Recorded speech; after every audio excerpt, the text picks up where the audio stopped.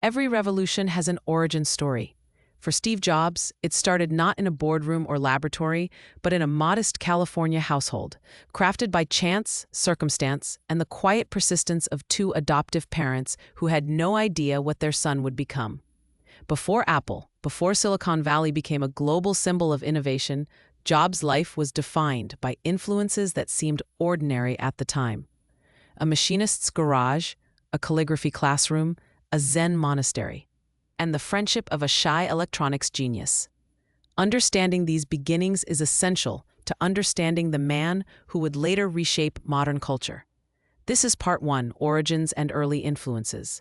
From the very beginning, Steve Jobs' life seemed shaped by an unusual mix of chance, contradiction, and restless potential, threads that would later define him as one of the most influential figures of the modern technological age. His story did not begin in the polished halls of Silicon Valley or the carefully engineered world of corporate innovation. It began in far humbler surroundings, crafted by decisions made before he was even old enough to speak. Steve Jobs was born on February 24, 1955, to a young graduate student, Joanne Schiebel, and a Syrian doctoral candidate, Abdul Fattah Jandali. But the couple, unmarried and pressured by Joanne's family, made a difficult choice, one that would chart the course of Steve's entire life. They arranged for their newborn son to be adopted. The agreement came with strict conditions. The adoptive parents had to promise that Steve would one day attend college. And so Paul and Clara Jobs, a modest, working-class couple from Mountain View, California, became the parents of the newborn boy. Paul was a mechanic and machinist, a man who understood tools, discipline, and the quiet dignity of craftsmanship. Clara was an accountant with a sharp mind and a gentle manner. Together, they raised Steve in an environment where practicality and curiosity lived side by side. It was Paul who first taught Steve how to work with his hands, how to sand a piece of wood until it felt just right, how to understand the world by taking it apart and putting it back together. In their garage, Paul taught Steve a lesson he would carry for the rest of his life. Even the parts people don't see should be beautiful. That idea, simple and almost old-fashioned, would later become a cornerstone of Jobs' design philosophy at Apple. As a child, Steve was unusually intense.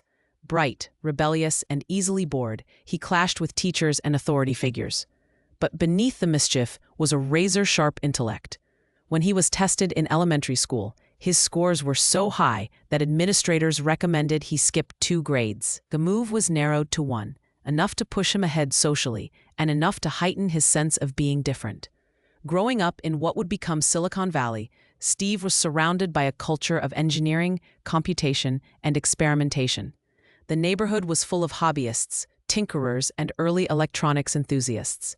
It was here, in a place where cutting-edge technology met suburban garages, that Steve encountered one of the most important people of his life.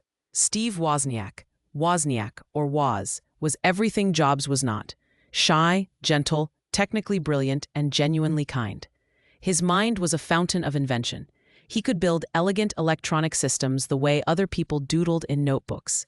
Jobs, on the other hand, possessed a different kind of genius. He had an intuitive understanding of people, aesthetics, and potential. Woz could build the future. Jobs could see it. Their friendship formed around a shared love of pranks, curiosity, and electronics. This bond would later ignite the creation of one of the most valuable companies in history. But long before Apple existed, Steve Jobs was searching for something else, a sense of meaning in a world that rarely made sense to him.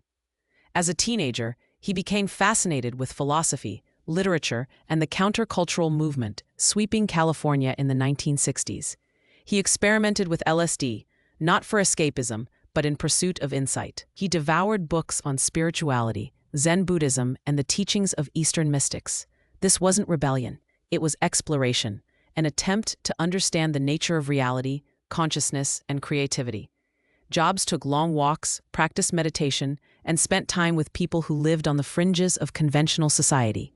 He traveled to Oregon to visit the All-One Commune, shaved his head, and embraced the simplicity of Zen thought. These experiences sharpened his intuition and shaped his later obsession with simplicity. Not simplicity as a lack of complexity, but simplicity forged from deep understanding. In his early adulthood, this search for inner clarity brought him to India. Jobs traveled with a small group of seekers, walking barefoot through villages, visiting temples, and enduring long stretches of silence.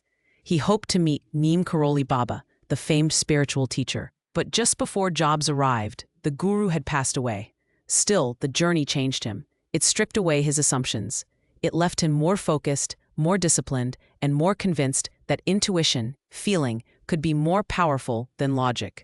These early years produced the paradox that defined Steve Jobs: the Zen practitioner obsessed with perfection, the rebellious dropout with an engineer's precision, the spiritual idealist with the instincts of a fierce capitalist. He was both stillness and storm. Shortly after returning from India, Jobs enrolled in, and quickly dropped out of, Reed College. But dropping out did not mean he walked away from learning. Instead, he dropped in on the classes that interested him, including a calligraphy course that at the time seemed entirely impractical. Years later, that class would inspire the beautiful typography at the heart of the original Macintosh, a direct line from a wandering young seeker to the future of personal computing. By the early 1970s, Steve had begun to orbit closer to technology again.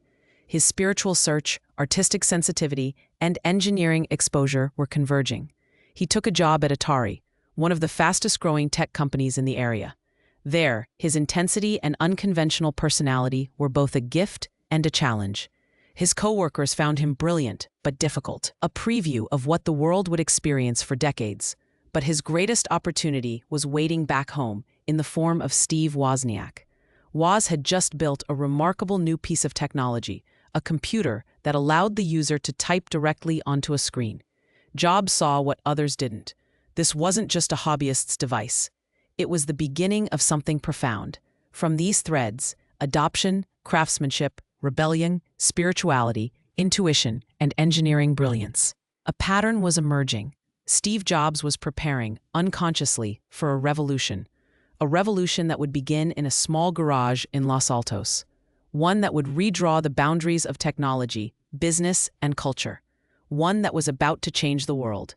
And so, from the desert roads of India to the bustling garages of Silicon Valley, from spiritual searching to electronic tinkering, Steve Jobs was stepping into his destiny. The first quiet steps toward a future he could feel long before it ever existed.